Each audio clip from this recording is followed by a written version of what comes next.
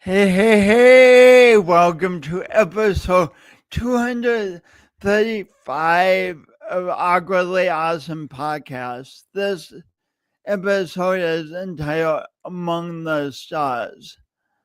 So my guest today, her dad said, her dad quoted, I should say, shoot for the moon, even if you miss, you'll land among the stars. Is a Norman Vincent Peale quote, but it had a major effect on her when she was a kid. And I'm so glad to be talking about this quote at the beginning, because so often, if you're anything like me, sometimes you're like, oh, I don't want to really go for the thing because what if I disappoint myself and yada yada yada. Um, d. Anyway, and I mean we can go on and on in our minds down that road, or else we can shoot for the moon. We can go for what we want in life, and we may not always get exactly that, but we will get something brilliant. And my guest today has so much to say about this. And I'm excited to tell you more about her and bring her on. But first, this. Today's guest, Maddie Wadman. Welcome back. Maddie Wadman is a WSET Level 3 sommelier who has a passion for attending to tables and connecting her patrons with new wines and dishes that have the potential of expanding their enjoyment of life. Maddie is no stranger to trying new things. She's been doing it her whole life. Her parents must have had some sense of hope for this when they named her Madison after Daryl Hannah's mermaid in the movie Splash. A fish out of water tale of a mermaid trying to live in the human world. Her parents recount a child who could not sit still, always curious and engaging in things that interested her.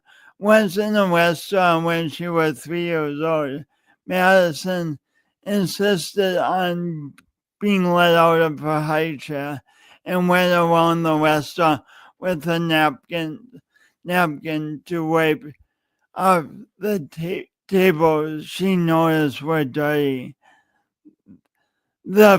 These were the first steps into a career she would later pursue in love.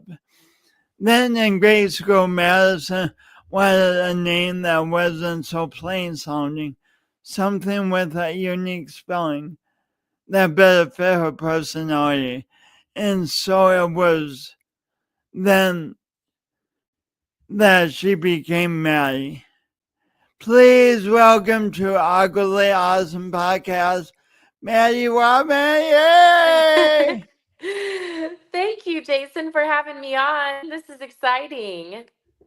Oh, thanks for being here. I'm so excited to talk with you. Your enthusiasm for trying new things, just your skills and experience, all of it. I'm excited to celebrate it all. So people listening can learn from it and be better off. So thank you. Thank you. So if I had known you when you were a kid and asked you, "Hey, Maddie, what do you think will be exciting about being an adult?" What would you have said? I think if I was asked that when I was younger, I would have said independence and not having a bedtime, probably. um, though now it's funny how that is just a complete 180 because I love to nap and I look forward to my bedtime every day. Though, yeah, I think independence and being able to be outside of my home and what I knew when I grew up in small town Indiana. I was excited for big cities and different cultures, and I knew that I woke up, and my morning routine maybe was okay, go downstairs, eat breakfast, grab a cup of coffee, but it always intrigued me how other people wake up around the world, right? Like Mm. what is their breakfast? Mine's Lucky Charms, but maybe theirs is,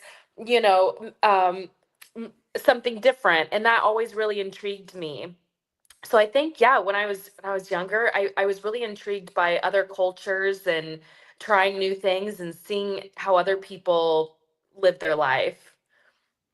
Um, that's interesting that you always have had such a sense of other people and just this curiosity for different people and different cultures around the world. Yes. I mean, my dad traveled a lot, and when I was younger, and then, we traveled as a family often. So I guess I got a taste of different cultures that way. Um, but when I was 15 or 16, we went to New York City. And, Mm. it's just such a melting pot of different people there. So I was I was really, really excited to learn from other people, watch how people interact with each other. So I think that that's kind of where it started, maybe. When you say you lived in a small town, how small was your town? I'm trying to remember. I think it was maybe under 100,000, which doesn't seem too small, but it's quite a vast area. Um, and then it has grown exponentially since then. When I go back to where, my parents live, my brother still lives, um, to this day, I mean, it is a huge metropolitan area. There used to be just a couple stoplights, and now there's stoplights everywhere, and there's grocery store, like a massive Kroger on the corner, and there's gas stations and boutiques. So it's Mm. cool to see how it's grown so much. So when you went to New York at 15 or 16, that was a lot different than where you were from in Indiana. You're from the state of Indiana, right? Yep, from the state of Indiana. Yes. And yeah, New York was, gosh, a complete difference from where I had grown up, for sure. So I was thinking of at 18. I know that I and a lot of people wanted to stay pretty close to home. I went. I actually I actually graduated in the college gymnasium of Augustana, and then I had my freshman orientation in the same place. So Oh, there you so go. uh, Not a long so walk. yeah, not a lot. So I kept it back close to home, but at 18, you set out for from Indiana to Seattle, right? Yes, yeah. So I set out for Seattle. So my dad had worked out there, and I had visited a friend out there a couple times, and I felt that if I hadn't moved at 18 when I was still, young and naive, that I probably wouldn't have ever moved across the country like that. Because I feel that had I known how challenging it is to like budget, living alone and um, making new friends in a small town and just everything that comes with like not only moving to a big city, but like to a completely different part of the country. Had I known what that entailed, I think I probably wouldn't have moved. But it truly was one of the best decisions of my life. Being close to the mountains and then also being close to the water. We would joke that you could go, snowboarding in the morning and then you could go kayaking in the evening. Um, Oh, wow. which was so lovely. Um, and I also think that I was very lucky to have gone to Seattle when I did because it was in 2012, which was kind of on the cusp of Seattle turning from this very like artistic and grungy kind of um, town almost to um, this sprawling metropolis that it is now with Amazon and Adobe and Google. And so it went from kind of a very artistic city to like very tech focused city, tech centric city. And so I think it was kind of cool to watch that um, like metamorphosize into what Seattle is known today. I think, you say Seattle and people think, oh, Pike Place, Amazon, you know, Hmm. and maybe the Space Needle, which is lovely. So Did you like literally drive a U-Haul? I flew. I do not do very well in the car, so I flew. Yes. How did you get your stuff out there? Well, I just packed what I could in my suitcase and then a couple boxes and then moved out there. So, um, yeah, I didn't have a ton of stuff, which So like you're literally not moving, not only moving across the country, you're basically having to like start furnish over. find an apartment, furnish an apartment, find a job, like you're having to create everything pretty much. What Yes. is that like for 18-year-old? What were the first month like? So, I mean, furnishing, yes, for sure. My apartment, but and I was actually talking to a friend about this the other day. I feel like when you're young in you're faced with these newer challenges of like, okay, how do I get a job? Like, I mean, I had a job before then that, in Indiana when I was an adolescent, but moving on from there, I mean, how do I like get a job in a like new town where I don't know anybody? How do I pay rent? How do I make sure I pay rent on time? And those challenges really excited me.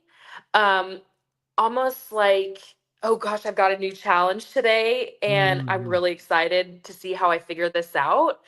Um, but as I grow older, change becomes something that is uncomfortable, I guess, for me in a way. I I like my morning routine. I like my Sundays and my Mondays off, and I love to travel, and I love that new aspect, that's constantly evolving in my life. But when I was younger, change was exciting. Now it feels uncomfortable because my routine, is might be different, and that's uncomfortable for me. But change is the only thing that's constant. Well, I'm thinking back to when you were 18. What was exciting to you about change at that time? Gosh, yeah. Um, I think figuring out in on my own, figuring out how to overcome various things, getting an apartment without any rental history.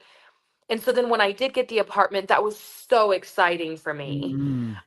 Um, getting a new job, that was super exciting for me.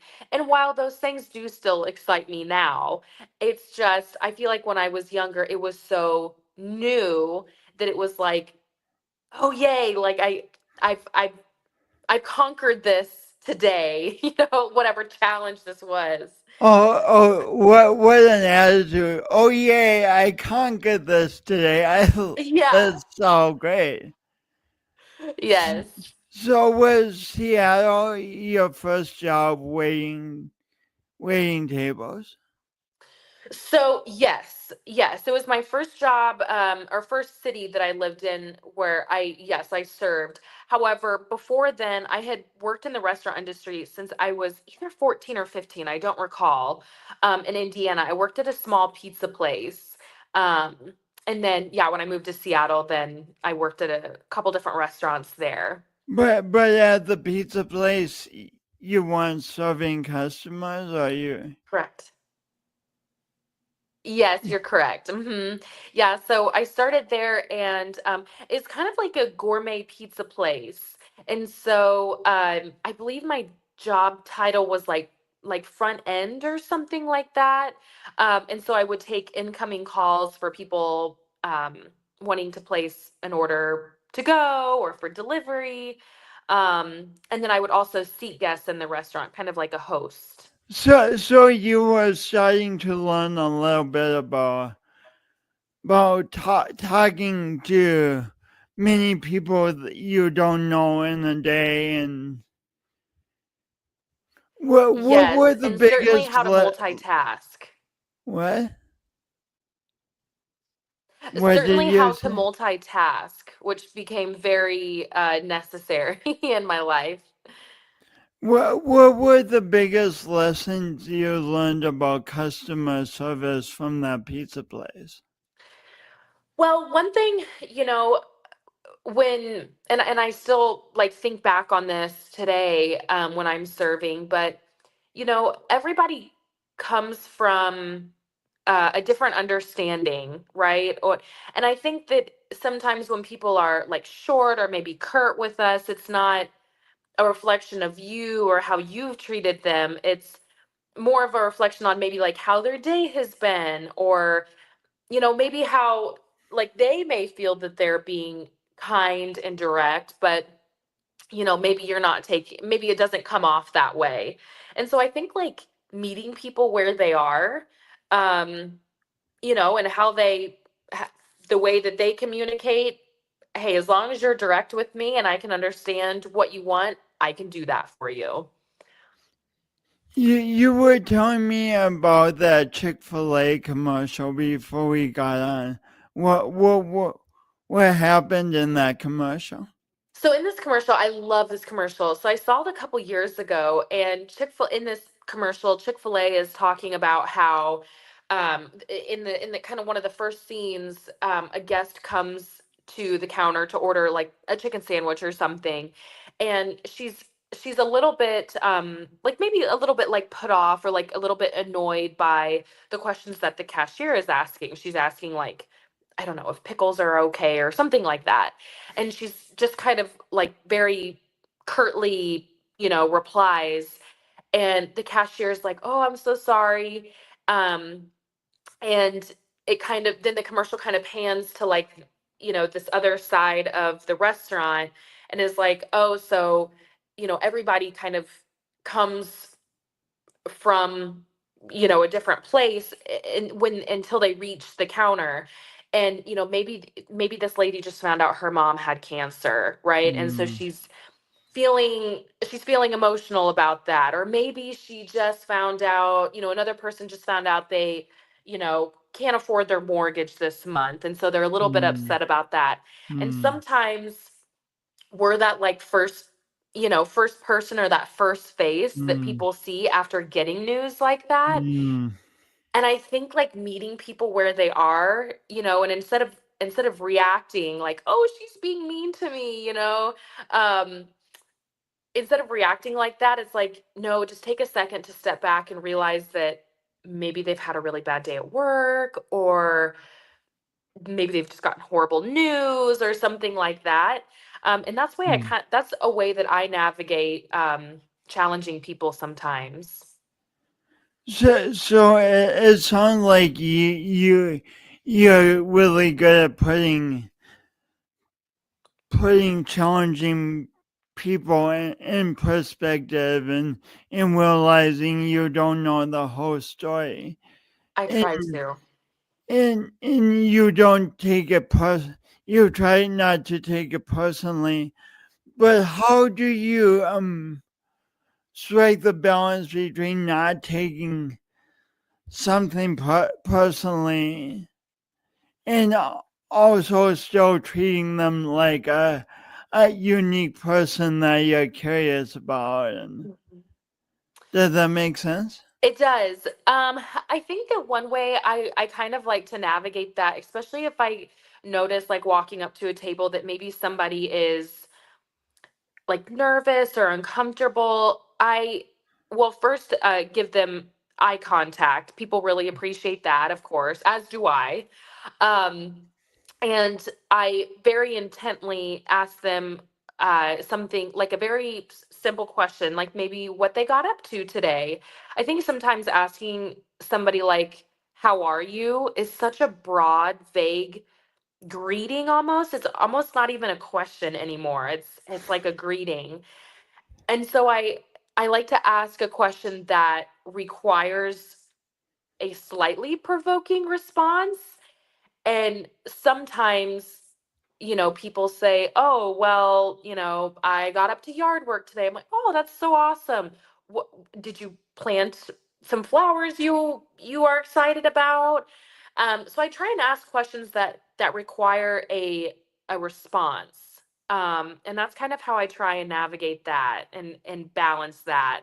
Um, in terms of taking it personally, I oftentimes remind myself that it's kind of back to the Chick-fil-A story. Like, it's not me that somebody's maybe upset with. It's just I'm the first face, right? And so maybe they just got that news and they're like, I'm really upset right now. Now you're just asking me all these questions and all I want to do is eat. And I think that being able also to read people's body language, uh, is very important. Sometimes people don't want to be talked to. They just want to eat their food, drink their wine, and be left alone. And that is 100% okay as well.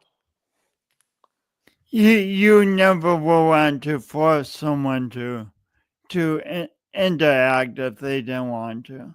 Right, right. I think we've all had days where it's like, I just kind of want to be alone.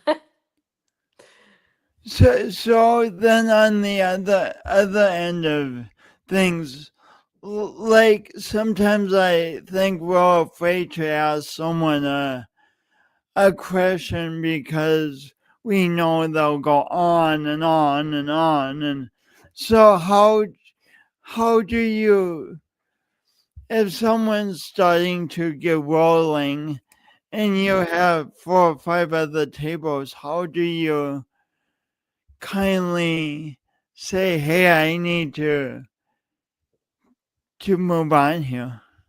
Gosh, and this is something that I should work on because I too get so invested in people's stories that I I don't want to back away. I want to hear what they have to say. I recall this one time, this was a couple months ago, so it's kind of fresh in my mind. I had this couple come in and they were really excited to be there, and they started talking about their kids. And anytime somebody talks about their kids, I'm always, and they bring it up, I'm always so excited to hear what they have to say because p- kids are people's like joys in life, it's like what Mm. they live for. And so, anyways, they start telling me about their kids, and we're really talking about, oh, what do your kids do? Okay, so you have 3 kids. And so then this woman goes on to tell me, well, she had 3 kids. Oh, And I'm oh, like, and I'm like, mm, oh no, like okay. And then anyways, so she then tells me, one of her sons mm, like had this like really terrible accident and mm, unfortunately like went up to mm, heaven. Um and mm. so she was telling me about these other two kids, and at that point, she kind of felt uncomfortable, and like as did I had no idea she was going to like tell me this like very vulnerable story. And so at that point I said, you know what, I said, I cannot wait to learn more about your two daughters that the one that's married and then the one that has a couple kids, like, so oh my gosh, you have grandkids now. Let me go drop off this drink really quick and then tell me about your grandkids. I'd love to hear about them. Oh, So so you can express, hey, I need to do something, mhm. but yet I want to hear more. I'm interested. And when I come back, Yes, yes. And that mm, too, I think like shows people that I'm not just running away, but that I'm really excited to hear about your grandkids or your, whatever it may be that we were just talking about. I'm really excited to hear about it. And I'm going to come back in 30 seconds. And I can't wait to hear about it. So, how often I'm thinking of myself, how often do have I awkwardly ended a conversation that where someone feels like they're talking longer than I have time for? I like the skill and the kindness in your approach a lot. oh, thank you. I would say it doesn't happen too often. And like I said, I probably should be better about cutting conversations a little bit shorter because sometimes um I'm so intrigued in their story that it's not so much their fault as it is my fault for continually asking them questions and wanting to know what they're excited about. I'm laughing because as a podcaster, I know the joy of asking people question after question. Yes, I absolutely. I might get let go as a server very fast because I would just be at the first table and I'd be uh, Talking and talking. I know. I know. um so you were waiting tables in Seattle and you started waiting tables at a bar.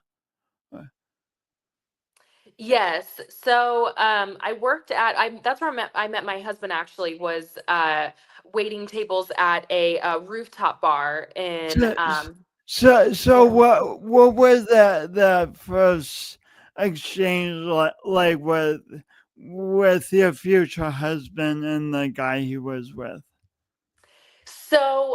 So he came in on a day that was very snowy in Seattle proper, which is very rare. We never ever get snow like in the Wow. city. Wow. And so it was very snowy, and so we thought as a rooftop bar that we would be very, very slow that night. Though we did have kind of an indoor area, so it was like climate controlled. But he and a business partner came in and sat in my section. They were up on a business trip or something. And his business partner was asking me these very, like, again, thought provoking questions, like where I saw myself in 5 years, or like what my next move was in life, or what was something that I was going to let's see, so we met in 2019. What was something I was going to leave in 2018 and bring into Mm, 2019? mm. And I mean, sure, I've been asked those questions before, but not by a random customer. Um, and he This is interesting at that point when you were talking to the sky. Where do you see yourself in 5 years? Well, my answer to that was that I had just gotten my work live visa for Australia. And so in the next 5 years, I saw myself in Australia. And what I would be doing there, I'm not entirely sure. I knew it probably would have something to do with the restaurant industry because it's what I really enjoy.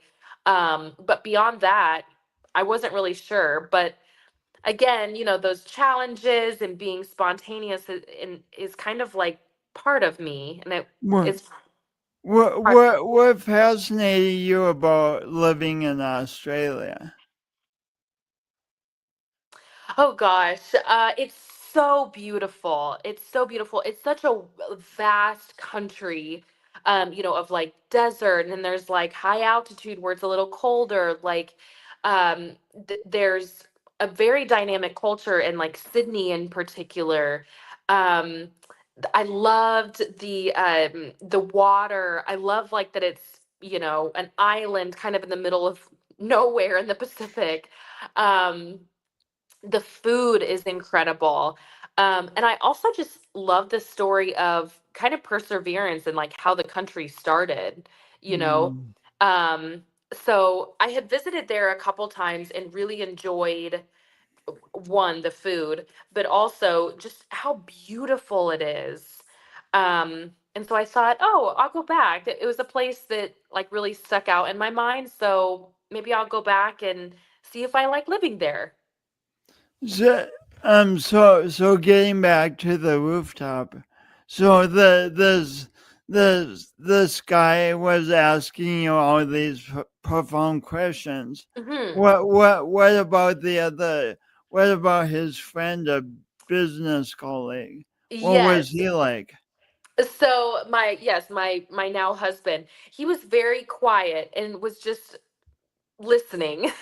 He was very, very quiet. And he had then asked, kind of as this conversation went on, with myself and the business partner, he had asked if he could have my phone number to follow along on my travels.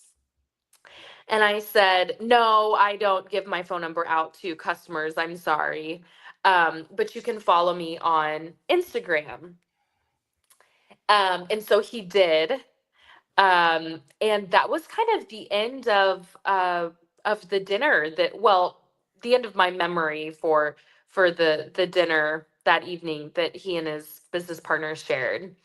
So they paid and then that was kind of the end of it. And then a couple weeks later, my now husband reached out to me and he had asked or I had asked him if he wanted to come up to Seattle sometime to enjoy some sushi with friends. And in that, he agreed. So wait. How did so so this guy at a restaurant asking for your number. You give him your Instagram instead. Like Mhm. how do you go from giving him your Instagram to inviting him for sushi? Well, my thought was that giving him my Instagram and like social media is slightly less personal, I guess, than Mm-hmm. like a phone number. And so I thought, well, if he is odd or I don't know, if we don't connect or something, then it's very easy to like block somebody on social media. Mm-hmm. So we had set a date he reached out to me asking, I don't know, something about like how my day was. And at that time, I really didn't remember who he was in the restaurant. I didn't really remember serving him much until later he brought up the conversation of he and his business partner. I was like, oh yeah, that was you. I recall now. Um, so we had set a date to have sushi for him to come up from Portland, Oregon, which is only like a 3 hour drive, 2.5 or 3 hour drive, up to Seattle to have sushi with a group of my friends. But in that 3 week time, we had talked every day for multiple hours. And I really realized that this guy was different than anybody I had ever talked to. Mm-hmm. And so a couple days before we were going to get sushi with friends, I told my friends that actually I just wanted to have a sushi date with him. So you invited your friends and then you disinvited your I friends. disinvited him. um, so anyways, he came up to Seattle and we had lovely sushi that day, and like we had planned, and um he had asked if I wanted to have a nightcap drink at some place around where we were eating sushi, and I agreed. And it was a different rooftop than the one where we met. And so And it wasn't snowing. this time it was not snowing. No, it was still a little chilly and rainy, but not snowing. So we went to the rooftop and we're sharing a couple drinks. And I told him, I said, I may never see you again because I don't know if you feel the same way that I feel, but I will marry you one day. And he, he said, well, we'll just see about that. Um, but thanked me for the compliment for sure. So here's your courage again. Your courage to embrace life, to try new things. The the courage that took me you say yes to flying from Indiana to Seattle with a few suitcases and a few Mhm. boxes. I mean, how many people think that in their head? Oh, I really like this guy. Oh, I think we might get married. But then eat those words and don't say it. You actually said it. Yeah, and I think that kind of like goes back to the title of our show. Like, you might as well put it out there. You might as well shoot your shot with, whether that's a career that you think that you're underqualified for, or like, you know, telling your telling your friend how you really feel about them.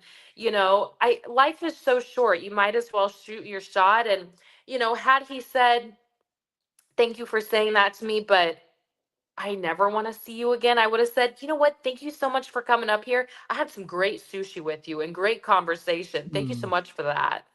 You know? mm. Um, So, but so if he had said no, you wouldn't have. I mean, your heart might have been a little like, oh, I like that guy, but you yeah, would have moved on.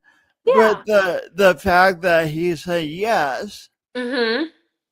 eventually changed your life totally. 100%. Yeah.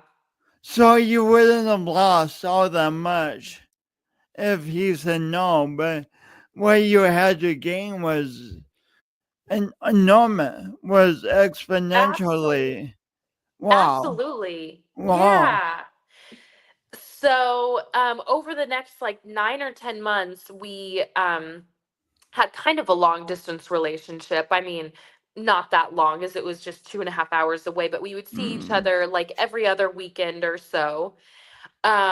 And then in November of 2019, I moved down to Portland, Oregon, um, because I felt that one, Seattle had gotten really expensive to live.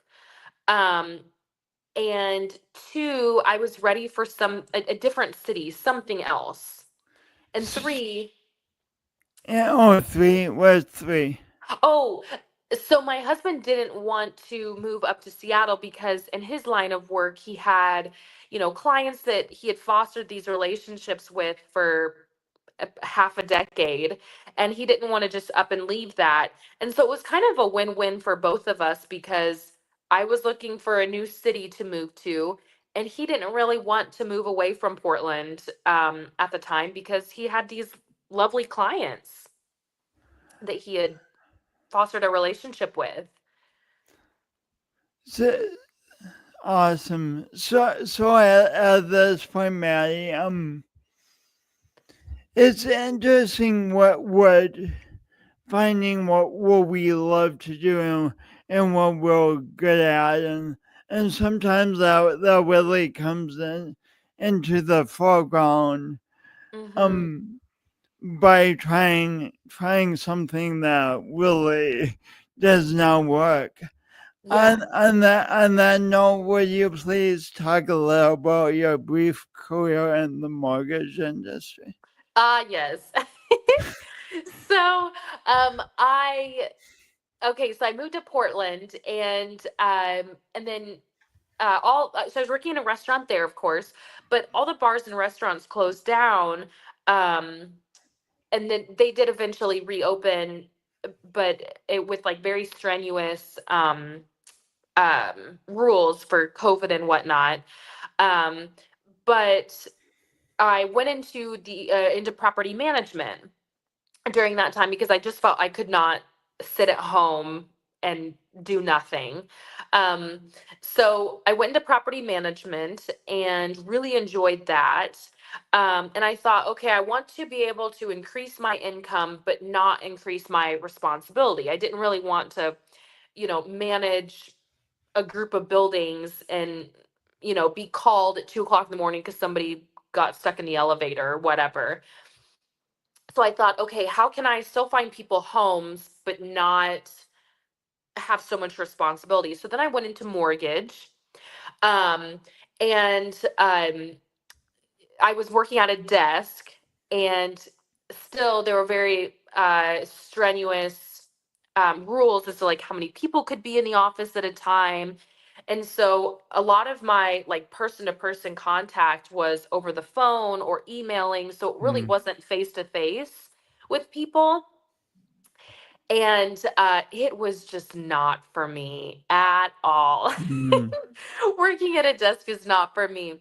And it's funny, my husband once told me, I think it was my husband who told me that mortgage in like Latin means like death grip or death hold or something like that. mm.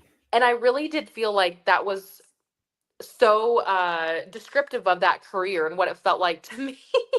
Oh, So I immediately, only working in that career space for 5 or 6 months, I then left that career and went back to restaurants. But what again, what something got to try. what would you feel like today if you were still in that career? I would feel awful. Mm, um, I, there's very little creativity there. There's very little. Um, you can help people find homes, but there are still lots of rules and systems put into place that make it so that somebody doesn't, if they maybe lose their job or something like that, that they don't lose their home, or it makes it challenging for them to lose their home, which I totally understand. But it's just not a very creative space. It's very like numbers focused. It's very stressful, because if somebody's loan doesn't go through, then they don't get their home, mm, So it was stressful. Every job has stress involved, but it was stressful in a way that I didn't enjoy at all. I think the lack of creativity was really like what got me. mm. Mhm.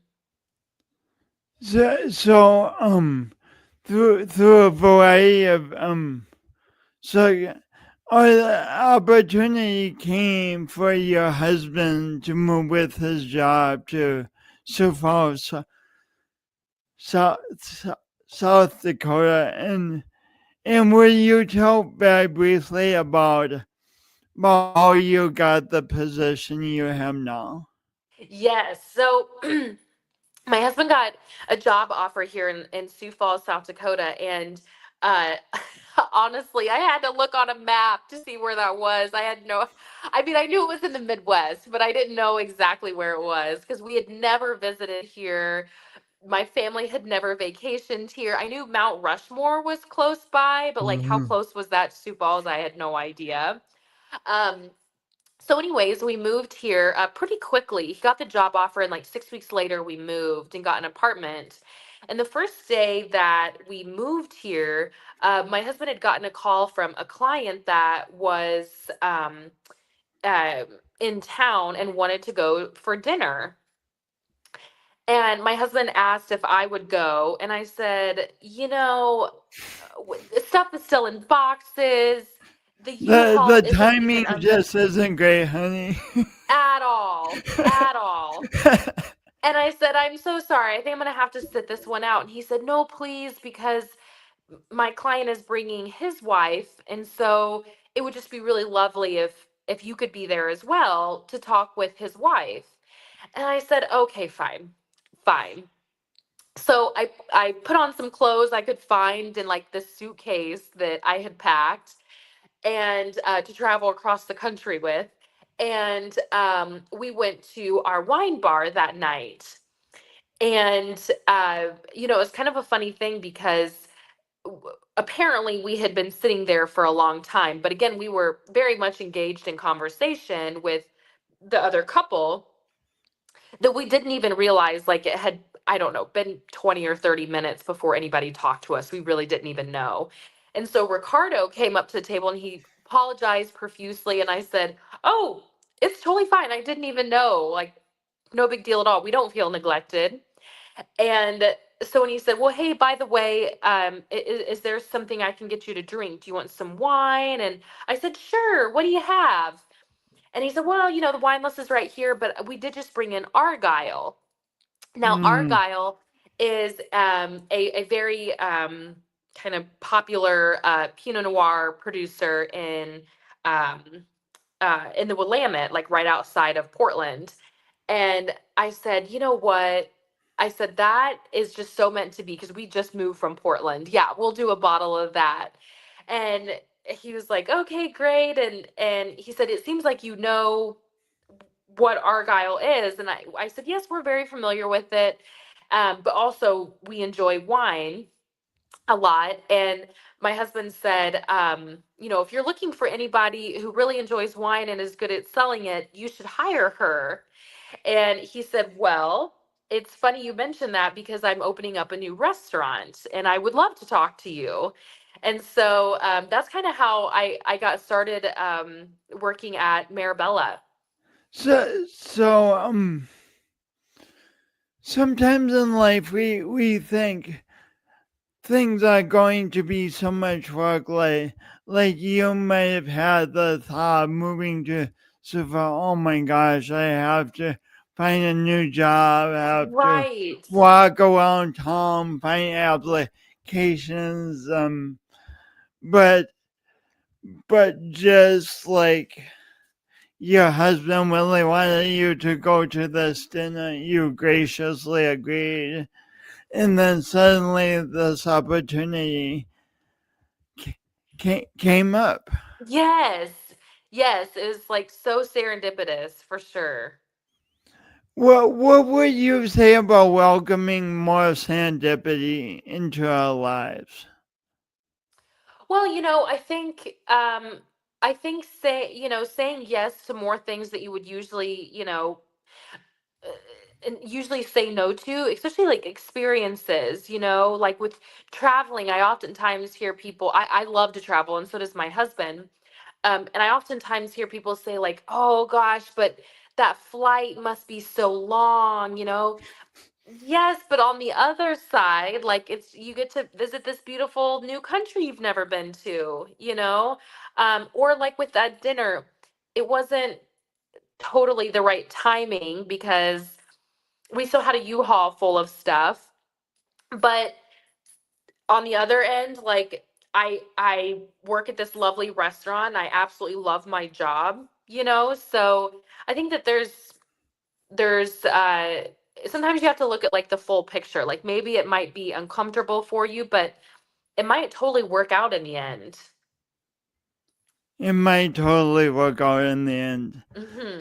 So Maddie, we've spent this whole almost 50 minutes not talking about what I first knew you as just this wonderful server who helped my family and I and was so joyful and stuff. But then the second thing I knew about you that really intrigued me is that you was st- studying to be a sommelier level, and that's not for the faint of heart. Will you briefly describe what the process of getting the certification and leveling up? What's that process like? So, the first couple levels, like level one and level two, both of those tests can be taken online. And a lot of the material is online, but there's a little bit of extracurricular um, work that is kind of supplemental to that, like tasting wine and being able to describe it effectively Mm. to people. But then the third level is where the tests are no longer proctored online, but rather in person. And so there's a tasting portion that has to be done in person, and then also a written test. So there's multiple choice. So you have, like four A, B, C, D, more multiple choice questions. But then you also have these short essay questions that talk about, describing um maybe like the climate of a certain region and how that impacts um the the taste of the grapes, and then how the winemaking then in that region is then coupled with the viticulture practices, and how then what the end product looks like and what it tastes like and why it's important.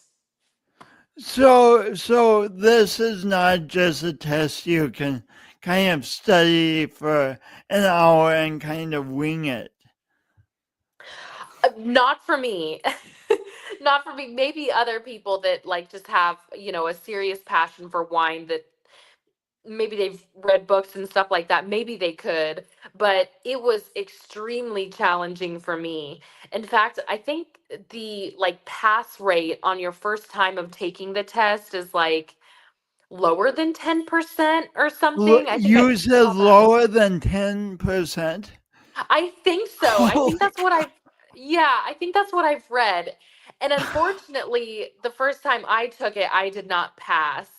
Um, but I think that one of the biggest things was not really understanding how the questions were going to be structured, especially those essay questions. They're challenging. Hmm. And then of course it's timed, right? So you don't have an Oh. infinite amount of time to come up with your answer. It gives So, me a headache just thinking about taking. So so I what know. so what made you after you didn't pass the first time? What made you say yes? I want to do all the studying again and.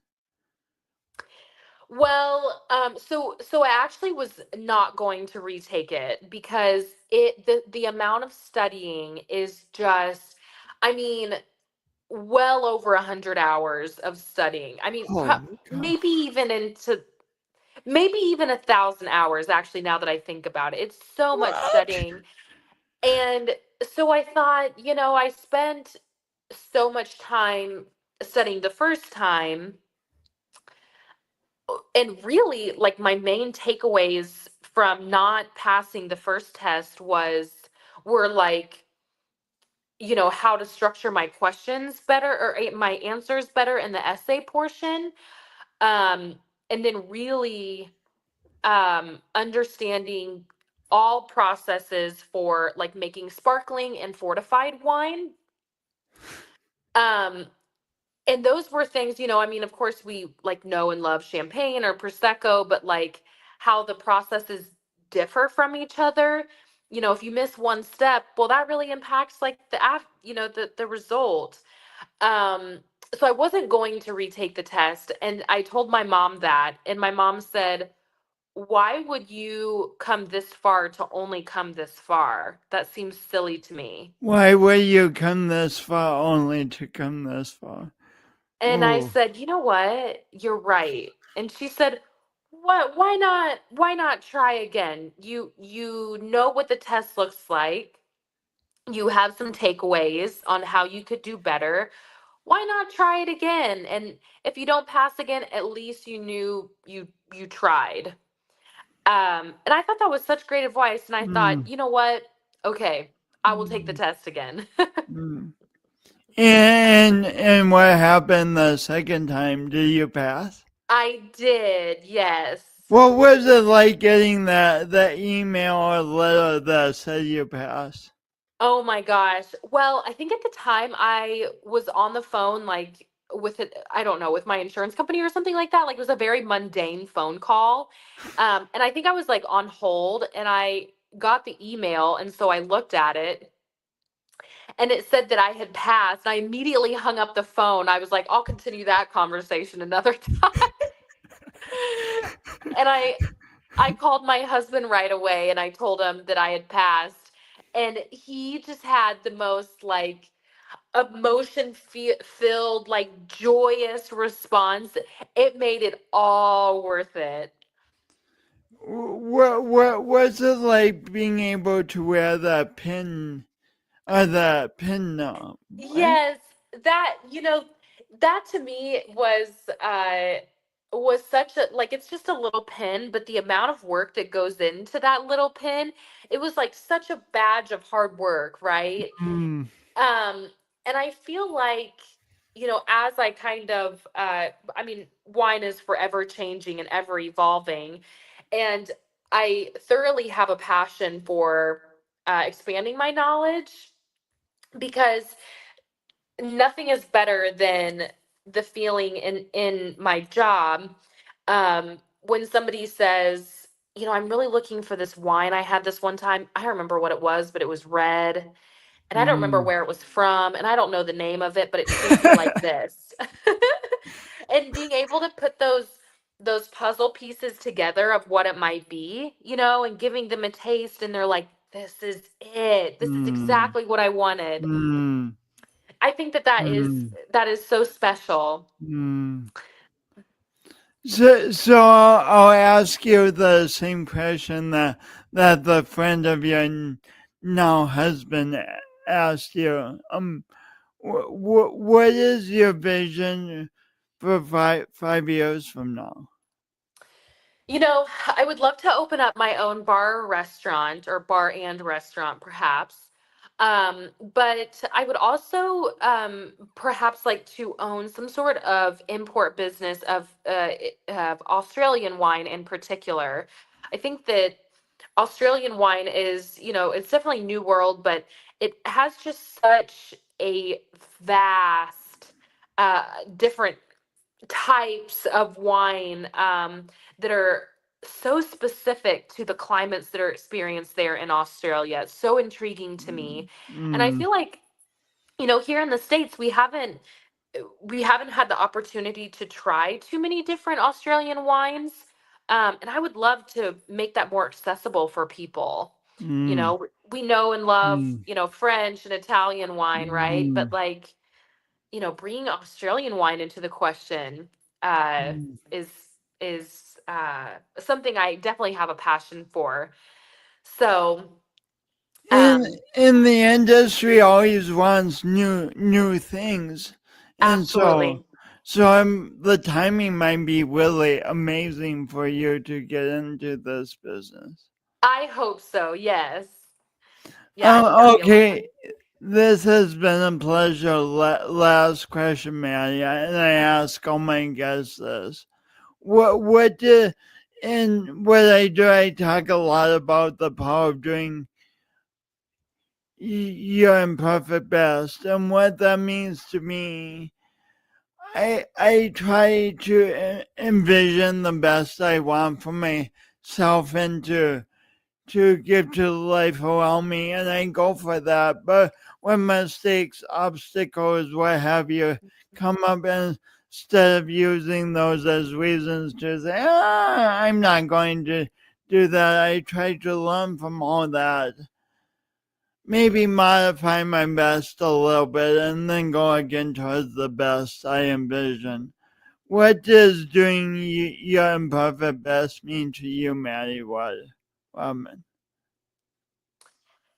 Yeah, I mean, I do try my best every single day, but I think, kind of again going back to the title of our podcast, landing amongst the stars. So, Mm, shooting for perfection, always striving for perfection, but you know, the the you may not reach perfection, but everything else that you learn, or that you experience along the way is all worth the while. mm, Experiences shape who we are, and um mm, it shapes so many of our responses in life, right? And our decision making, that's so important. So yeah, I'm excited to I hope to encourage people to um do more things that they don't feel like maybe they're perfect at, because that's okay. mm. Thank you so much for this wonderful conversation. I feel inspired. I feel like I've learned a lot. I'm just very excited that we had this conversation, and I hope you all listening. What wasn't Maddie profound? Wasn't it great? Please, Yeah. thanks for listening. Please leave comments. We love comments and value them greatly. And tune in for another episode of Awkwardly Awesome Podcast next week, where I'll be interviewing one guest or multiple guests. You'll have to wait and see. And it's all in the queue, but I don't know next week episode either. So it'll be a surprise to both of us. Anyway, have a great day, and remember, you are the best. Thank you, Jason. This has been such a pleasure. Thank you. Thanks, Maddie, and please stay on, okay, as I end the show.